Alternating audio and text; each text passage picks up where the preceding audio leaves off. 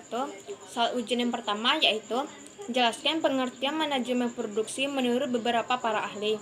Yang pertama yaitu menurut Sofyan Al-Sauri pada tahun 2008, manajemen produksi adalah kegiatan mengatur dan mengordinasikan berbagai sumber daya seperti sumber daya manusia, sumber daya alat, sumber daya dana, sumber daya bahan efektif dan efisien untuk menciptakan dan menambah kegunaan sebuah barang dan jasa. Yang kedua yaitu menurut Heider dan Reiser pada tahun 2011, manajemen produksi adalah rangkaian kegiatan yang menghasilkan nilai dalam bentuk barang dan jasa dan mengubah input menjadi output. Yang ketiga yaitu menurut Irham Fahmi pada tahun 2012 adalah manajemen produksi adalah sebuah ilmu manajemen perusahaan yang membahas secara menyeluruh cara pihak manajemen produksi perusahaan menggunakan ilmu dan seni yang dimiliki dengan mengarahkan dan mengatur orang-orang agar mencapai hasil yang diinginkan. Soal nomor 2, jelaskan fungsi manajemen produksi dari sebuah unit usaha menurut Sofyan Al-Sauri pada tahun 2008. Yang pertama yaitu perancangan adalah pengaitan dan pengorganisasian kegiatan produksi yang akan dilakukan atas dasar waktu atau periode tertentu.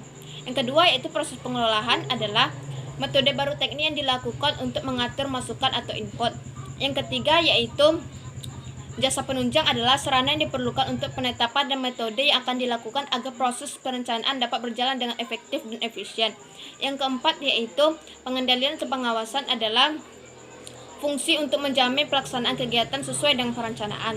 Soal nomor 3, jelaskan langkah-langkah yang dapat dilakukan peserta didik dalam mencari gagasan. Yang pertama yaitu lakukan riset pasar dengan melakukan pengantaran langsung barang dan jasa. Yang kedua yaitu lakukan riset pasar dengan mencari tahu melalui calon konsumen, penjual, penyalur.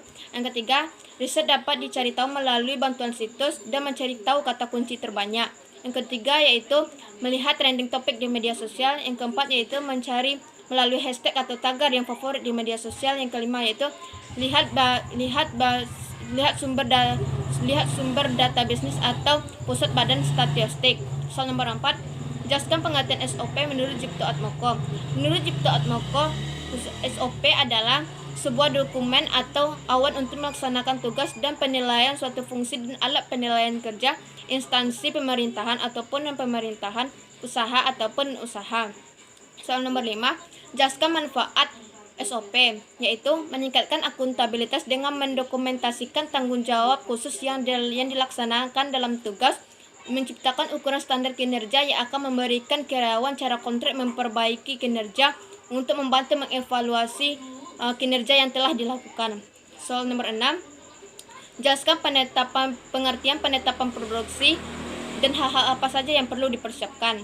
Yang pertama yaitu penetapan produksi adalah implementasi dari perencanaan-perencanaan yang telah dibuat selamanya, khususnya pada perencanaan produksi.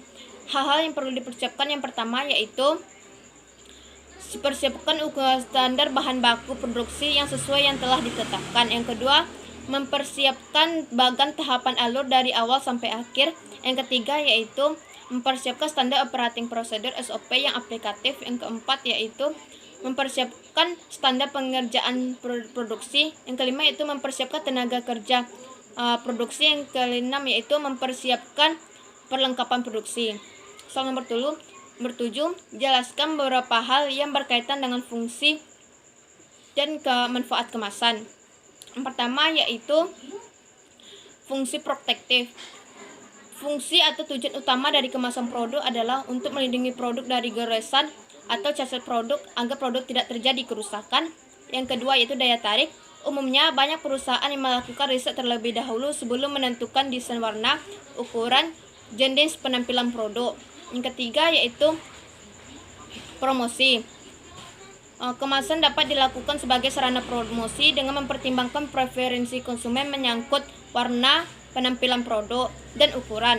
Yang keempat yaitu mengandung keputusan berbelanja, yaitu mencantumkan informasi yang nantinya dapat mengawasi konsumen untuk membeli produk. Yang terakhir yaitu diferensi adalah kemasan juga dapat dilakukan sebagai sebuah identitas produk. Soal nomor 8, jelaskan pertanyaan-pertanyaan yang dijawab terlebih dahulu sebelum melakukan desain kemasan.